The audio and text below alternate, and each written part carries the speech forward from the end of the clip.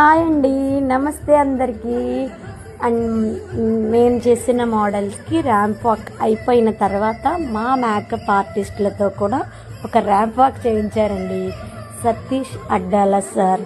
నిజంగా hats off అండి. యాక్చువల్గా అది ఫ్యాషన్ షో, కానీ వాళ్ళంతా అందంగా ఉన్నారంటే కారణం మేకప్ ఆర్టిస్టుల వల్లే అని మా గురించి స్టేజ్ పైన చెప్పి మాకు ర్యాంప్ వాక్ చేయించారండి. నిజంగా ఇలా ఎవరుంటారండి?